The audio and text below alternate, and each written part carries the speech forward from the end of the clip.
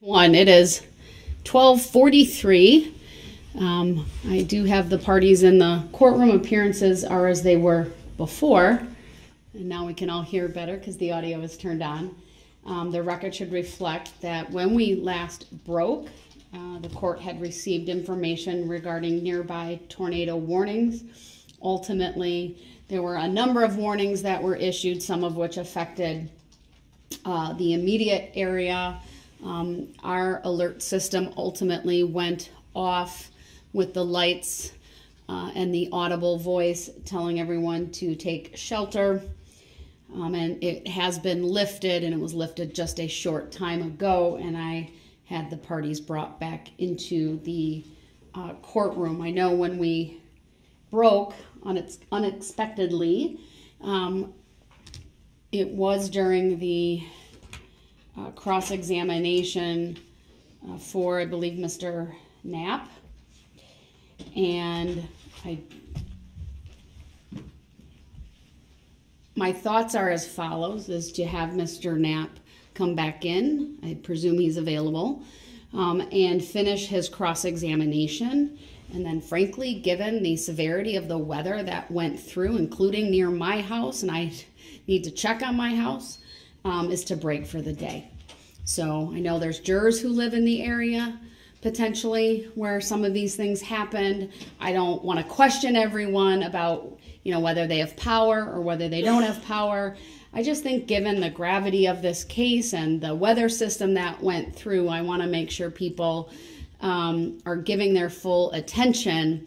And I would like to then break for the day and then resume tomorrow morning. So that's my plan, as is my practice, though I will give the parties an opportunity to indicate whether they think differently, but that's what I'd like to do. From the state? I understand, and I certainly respect the court's concern for the jurors and their property and their families. It's not just the jurors. Let me just say, obviously there's a lot of folks that are here attending.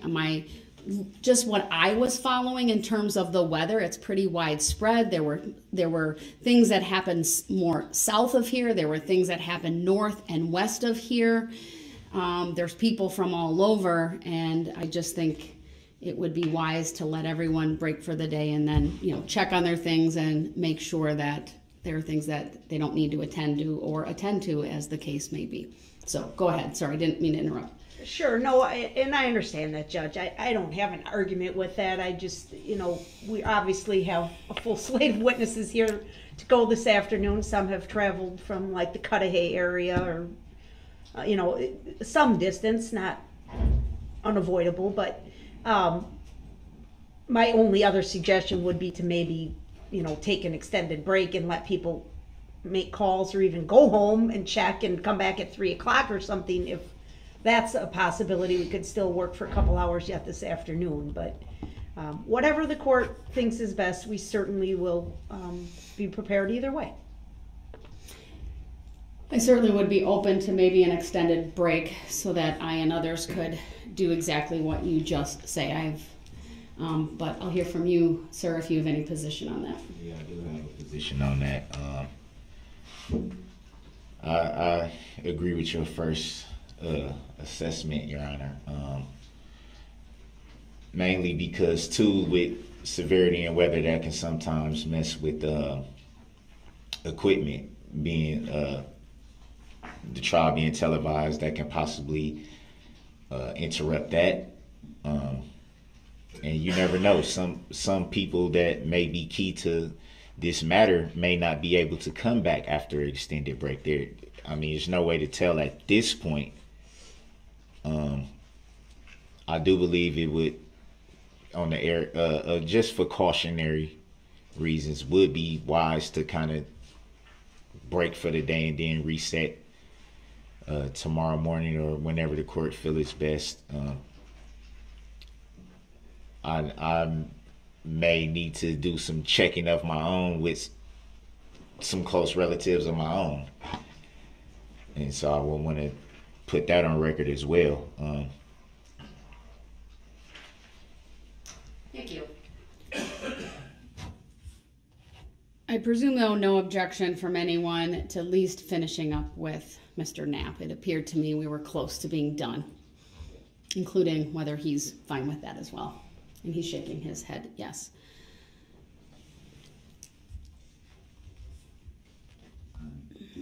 State really quick for the record, Your Honor.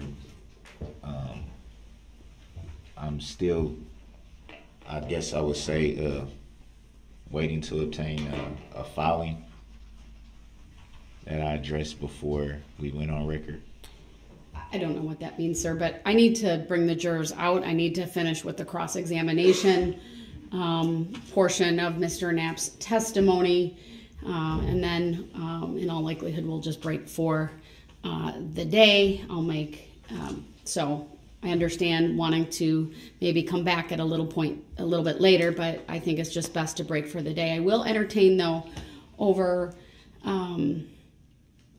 the next 2 days, whether we go a little bit extended to make up for the loss of the afternoon. I'm well aware we have the interpreter here as well, and so I'll have to have the clerk's office communicate with her when we're not on the record as to when she can come back and when we can get that witness back or here. He's here and ready to go, Your Honor. All right. And Your Honor, just for the record, just real quick, there is a jury instruction as a preliminary instruction for use with interpreters. I wasn't sure if the court was aware of that. I am aware Okay, of that. perfect. Thank you. I'll have to get that ready. Probably needs a little bit of tweaking, so thank you. I'm aware of it. Give me the number, though, so I don't have to search for it. 60. 60? Okay, thank you. I was gonna ask the same thing. You just said 60, so. All right, jury instruction 60, and I'll work on that when we're down this afternoon. So, all right, let's bring the jurors out, and then we'll, Mr. Knapp, you can take the witness stand and be there when they come back in.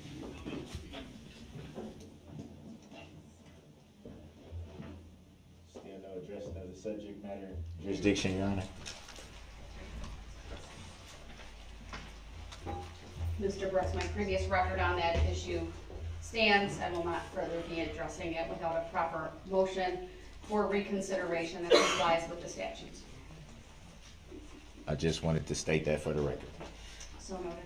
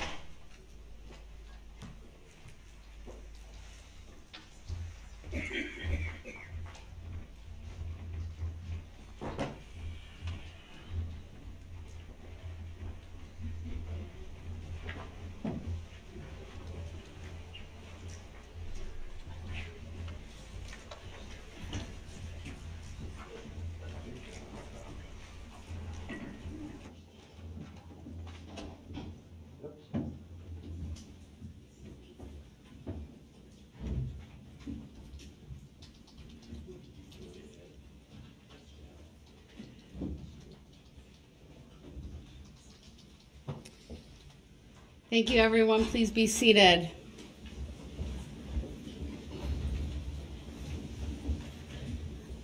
When we unexpectedly broke prior to the lunch hour, Mr. Knapp was on the witness stand and he was being cross-examined. Sir, you may continue.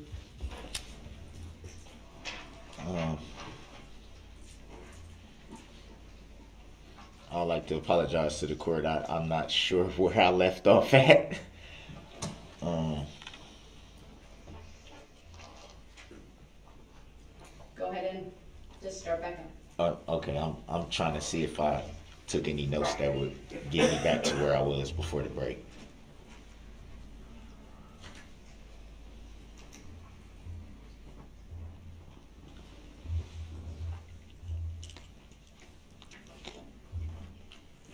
Do you recall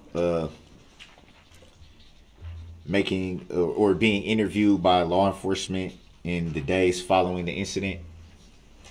I was. Do you recall what date that was? I believe it would have been the 23rd. My daughter was released from the hospital after a stay overnight, which would have been the 22nd, and I believe it was the 23rd. I could be mistaken on that. Do you recall if that was just to make arrangements for the interview at that time? The recollection I have was actually being questioned about the incident.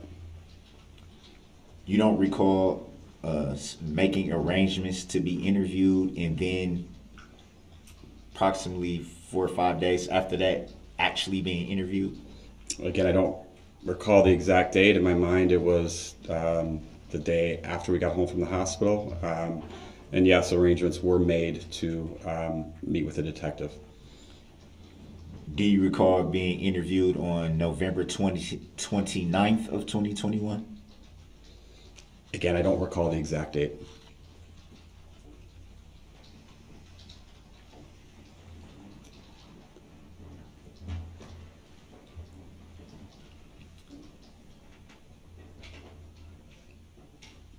You made reference to Clinton Street being a cross street that was close by. Would that be fair to say? That is correct. Do you recall if Clinton Street had any barricades?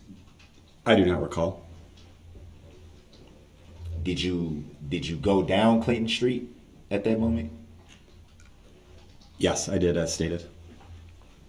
Did you recall any law enforcement being present at the Clinton Street side crossing, I guess? Yes, there was a law enforcement officer on the south side of the street, and as I mentioned before, he helped save a lot of lives by pushing our children back.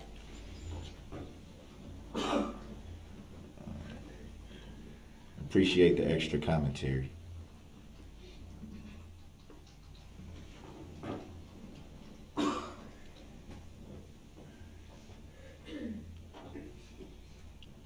Do you recall describing the driver as an African American male with long hair and facial hair? I remember describing the driver of the vehicle that I made eye contact with as a black male with facial hair. I don't necessarily recall stating long hair. I have the summary right here of the interview that you gave with law enforcement on November the 29th of 2021.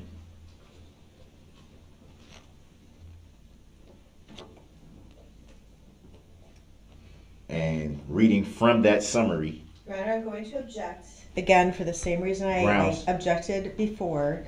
This is in a statement or a supplement by Detective Jeff Adent, A-D-E-N-T, from the Waukesha County Sheriff's Department, in which he met up with this witness.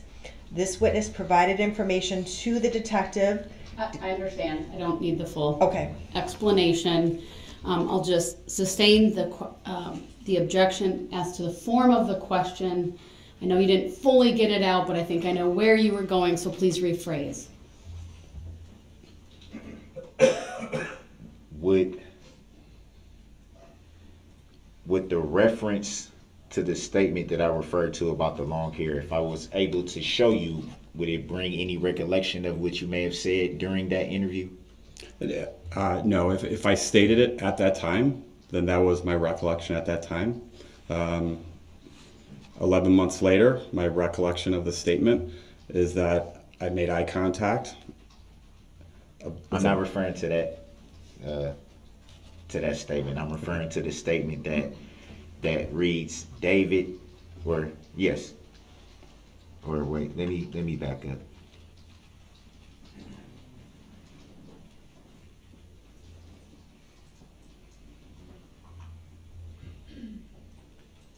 Were there some confusion with your name in this report? Not that I'm aware of. looks like the officer that was taking the report got a little confused on the name. Mr. Brooks, you're providing a narrative, so that's not a question. He doesn't have the report in front of him, so please make sure you ask the question. Do you recall reading from the summary,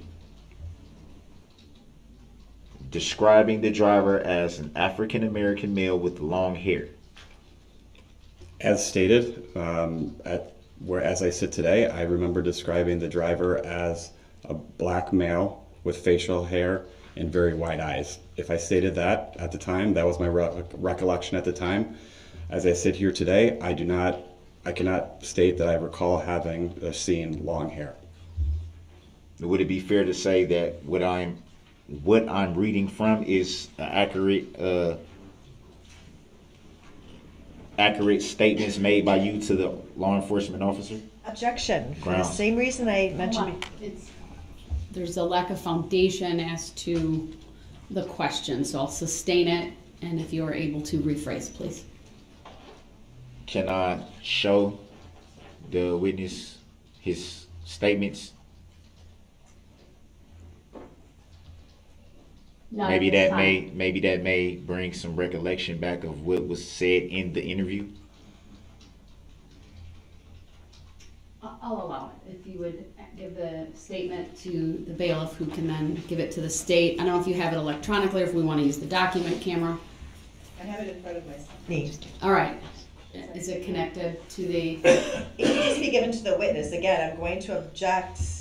If he's using it to refresh recollection, that's fine, but this witness says it does not refresh his recollection. I'm objecting to any questions after I that. understand. Okay. All right. I object to that because Hold on, let's show, you've asked that it be shown to the witness, it will be shown to the witness. Is there a particular paragraph you want to direct his attention to, Mr. Brooks? the paragraph that I referred to when he stated that the driver was an African American male with long hair. All right, so, sir, just take a moment to review that.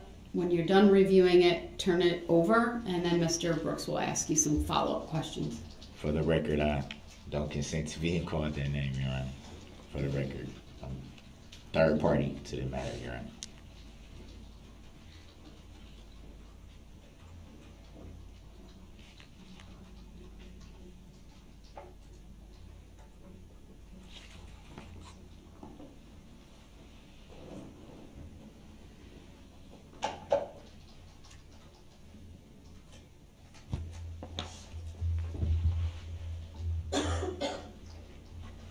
Go ahead and ask your question to see if it helped refresh his recollection. From reading that summary of the interview that you gave with law enforcement, do you recall stating that the driver was an African American male with long hair?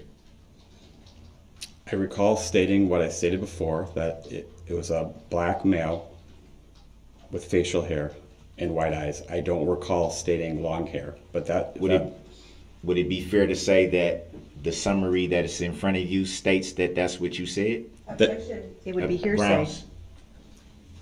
I'm stating directly what it says on the paperwork. It's still hearsay, Mr. Brooks, so the objection is sustained.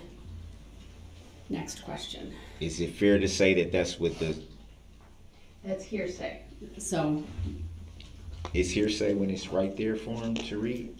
Mr. Brooks, I direct your attention to the hearsay statute, all right, for a definition in 908.01 and the rule in 908.02. So it's not a fair. Sustained. Next question.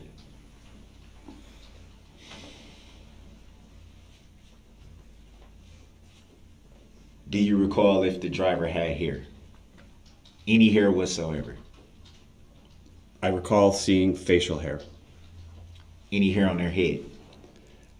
I don't recall at the moment as we sit today picturing exactly that if I saw hair or if I didn't. Any reason why you wouldn't be able to see the driver's head? My eyes were locked on a vehicle that was driving at a high rate of speed with the person driving the vehicle's eyes extremely wide. And then at that moment, my full attention went to my children where that vehicle was driving at a very high rate of speed. So it would be fair to say that because you keep making reference to the eyes. So would it be fair to say then that because you were so fixated on the eyes that it would be hard to tell any other features of the driver?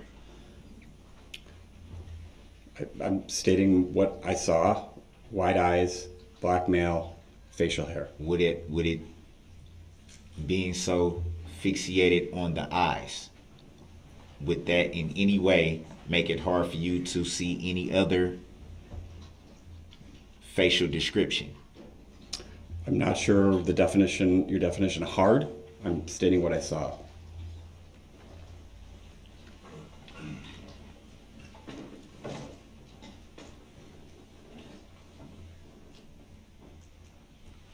Do you recall if there was anything on the driver's head, a hat or anything of that nature? I don't recall.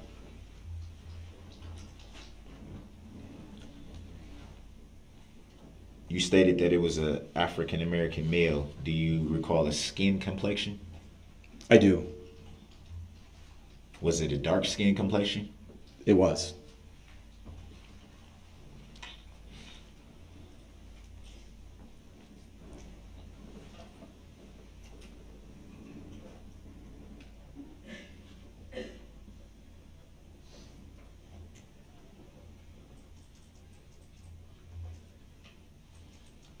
Would it be fair to say that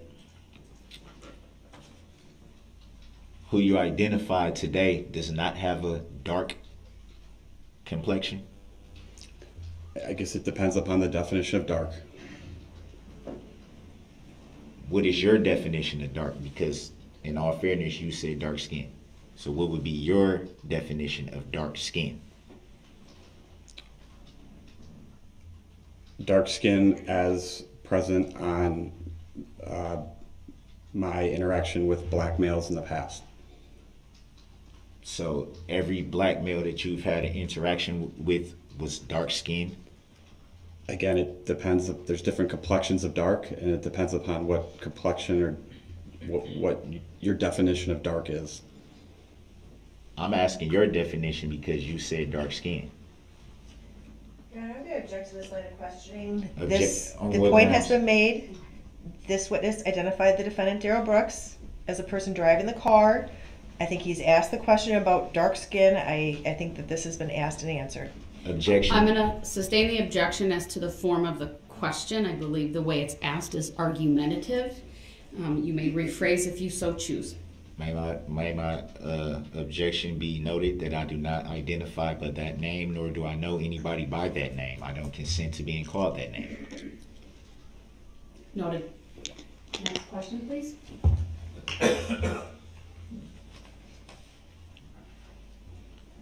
Have you ever had any other interactions with any black males that were not considered dark-skinned by your definition? I don't understand your question. Have you had any previous interactions with African Americans that were not dark-skinned? Objection to relevance. Grounds. Overruled. It relates to his identification. He may answer. As stated before, my interactions with black males before, there are different levels of complexion and color tones, darker versus lighter. And I have interacted with black males before that have been both lighter and darker skin tones, yes. Would it be fair to say that you didn't give that clarification when asked before? I don't understand your question. Would it be fair to say that you did not give that clarification when asked the same question before? What clarification are you referring to? You strictly said the skin tone. You came to the conclusion that it was dark skin based on your interactions with African American males before. Would it be fair to say that that's what you testified to?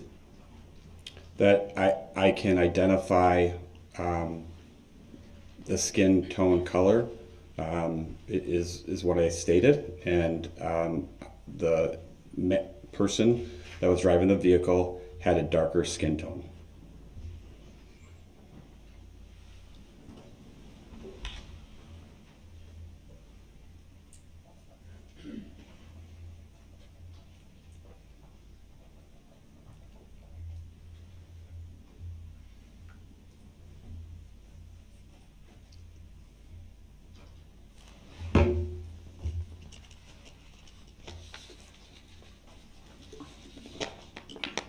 May I have that paper back that he has? I might have a question from the chat.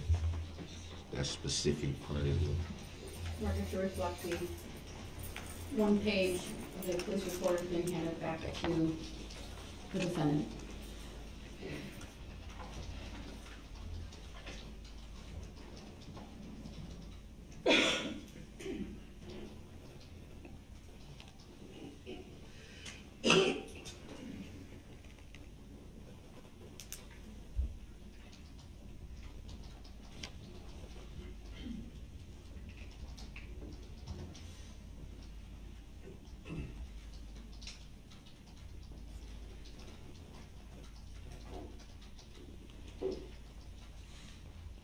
From your recollection of the interview with law enforcement,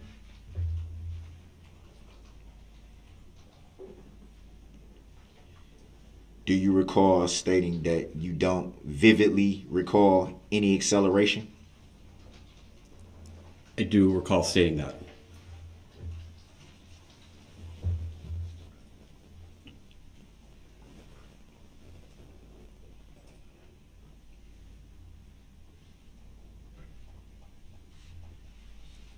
And just for clarification for the record, you did not see the vehicle strike anyone once it was past your location. When it passed me, I saw the vehicle strike my daughter. The location where you were at, you made reference to being near that intersection corner, I think it was. Mm-hmm. So once it was past that location is what I'm referring to. Right. So after the vehicle struck my daughter and then past that location, I ran to my daughter as stated, and I did not see, other than the vehicle swerve back towards Main Street, the vehicle strike another human being. So you did not see it, just for clarification, because that was a lot of commentary. For clarification for the record, you did not see it strike anyone else once it was past that location where you and your family were. That is correct.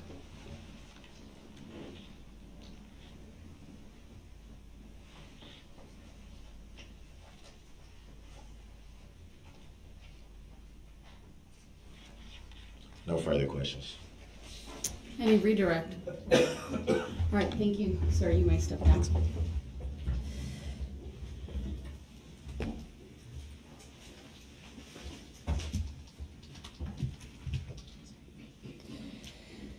So ladies and gentlemen of the jury, I have made a determination that today we are going to break early, just given all of the weather issues that happened earlier today.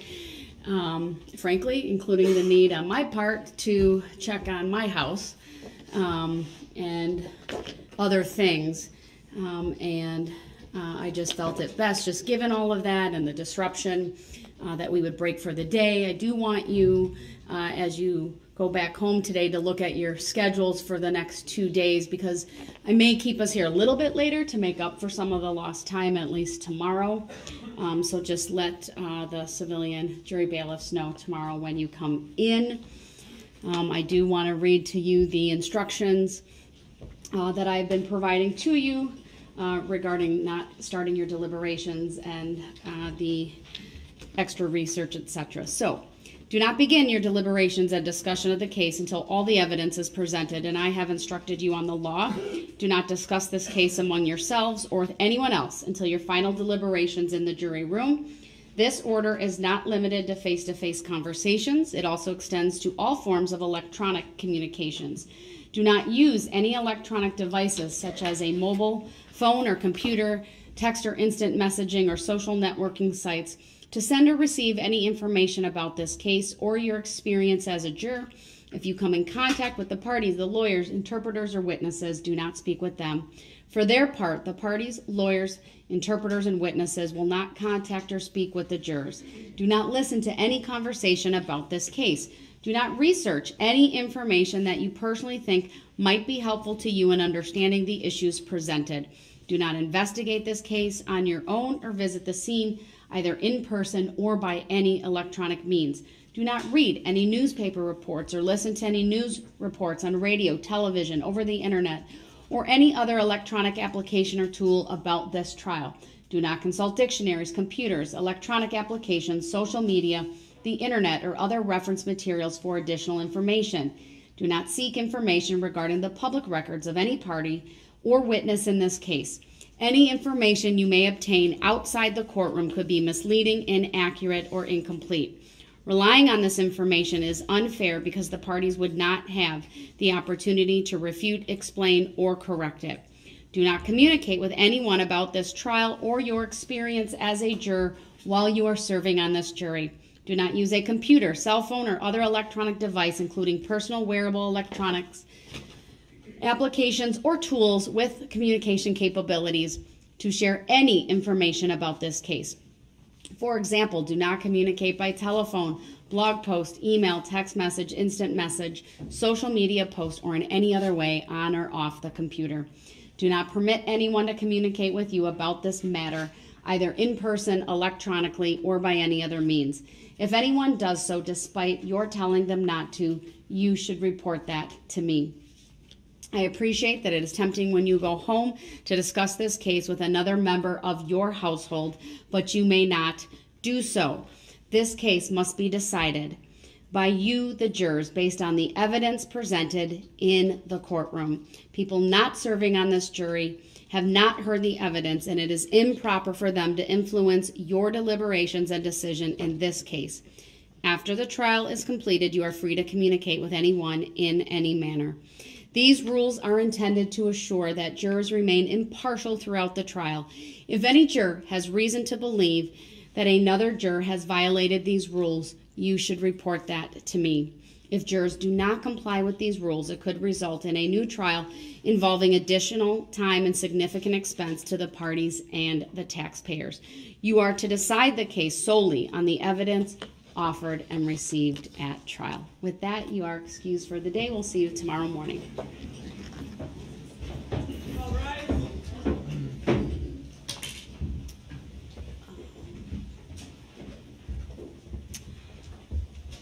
Michael?